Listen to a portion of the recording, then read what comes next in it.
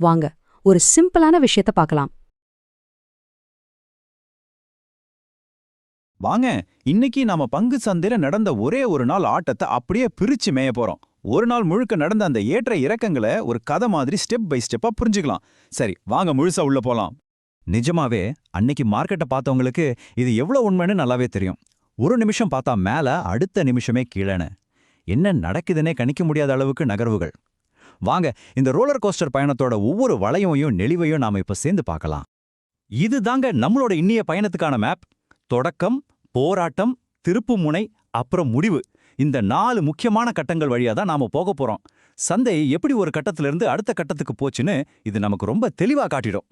பாருங்க, சந்தையோட ஒவ்வொரு சின்ன அசைவுக்கு பின்னாலையும் ரெண்டு பெரிய சக்திகள் தான் வேலை செய்யும். ஒன்னு வாங்குறவங்க, இன்னொன்னு விக்கிறவங்க.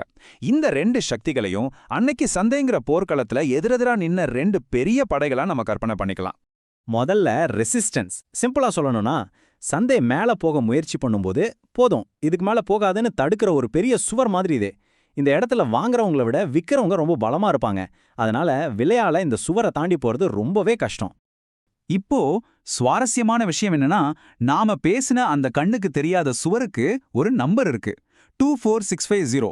ஞாபகம் வச்சுக்கோங்க, இதுதான் இன்னைக்கு சந்தையை தாண்ட முடியாம ரொம்பவே திணறின அந்த முக்கியமான தடைகள். சரி, இப்போ கதையில இன்னொரு பக்கம் இருக்கு, அதுதான் சப்போர்ட். இது அப்படியே ஆப்போசிட். சந்தை கீழே விழும்போது அதை பத்திரமா புடிச்சுக்கிற ஒரு சேஃப்டி நெட் மாதிரி.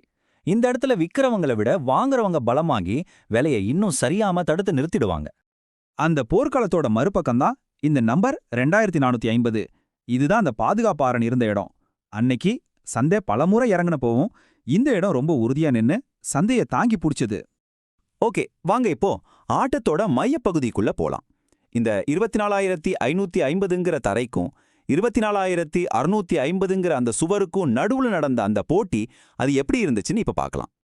அன்னைக்கு மார்க்கெட் ஆரம்பிச்சது ரொம்ப நாட்டகமியமா இருந்துச்சு.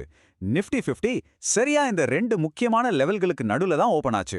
அதாவது முதல் நிமிஷத்துல இருந்தே அது ஒரு பெரிய சண்டைக்குள்ள மாட்டிக்கிச்சுனே சொல்லலாம். இந்த டேபிள் அன்னைக்கு நடந்த போராட்டத்தை அப்படியே படம் பிடிச்சு காட்டுது. பாருங்களேன், சந்தை 3 முறை, 1 2 3 முறை அந்த 24,650 சுவரை இடிக்க முயற்சி பண்ணி தோத்துருக்கு.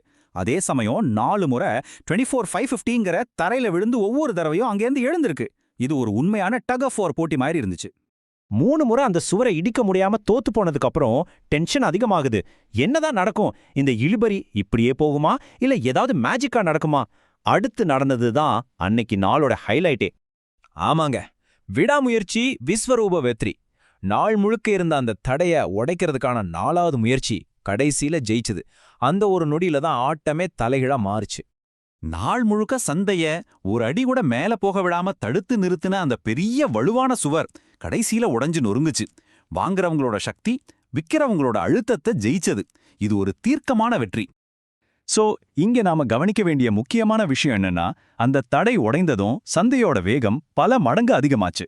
அப்படியே ஒரு ராக்கெட் மாதிரி மேலே ஏறி 24,854ங்கிற அன்னைக்கோட புதிய உச்சத்தை தொட்டுச்சு.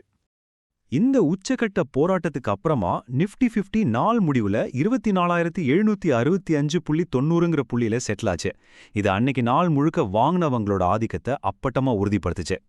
சரி, சந்தையோட கதை ஒரு பக்கம் இருக்கட்டும், இப்போ நம்ம விஷயத்துக்கு வருவோம். இந்த ரோலர் கோஸ்டர் பயணத்தை ஒரு தனிப்பட்ட ட்ரேடர் எப்படி பார்த்திருக்க முடியும், இதை எப்படி ஒரு வாய்ப்பா பயன்படுத்தியிருக்க முடியும்னு யோசிப்போம் வாங்க. நாம சும்மா வேடிக்கை பார்க்கறதுல ஒரு பிரயோஜனமும் இல்ல. இந்த கேள்விக்கான பதில்ல தான் நாம கத்துக்கிட்ட ஒரு தகவலை எப்படி ஒரு லாபகரமான செயலா மாத்துறதுங்கிற ரகசியமே இருக்கு.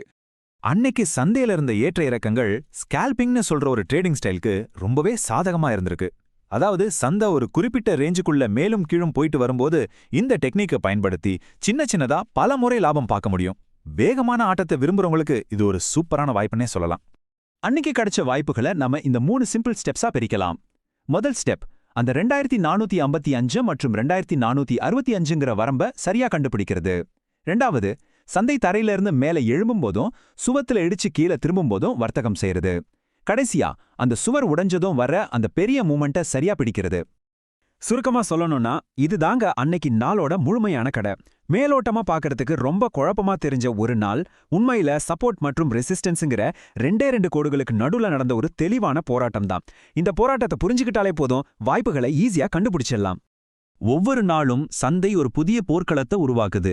இன்னைக்கு நாம கத்துக்கிட்ட இந்த விஷயங்களை வச்சு நாளைக்கு சந்தையோட முக்கியமான சப்போர்ட் ரெசிஸ்டன்ஸ் எதுவா இருக்குன்னு உங்களால யூகிக்க முடியுதா? யோசிச்சு பாருங்க.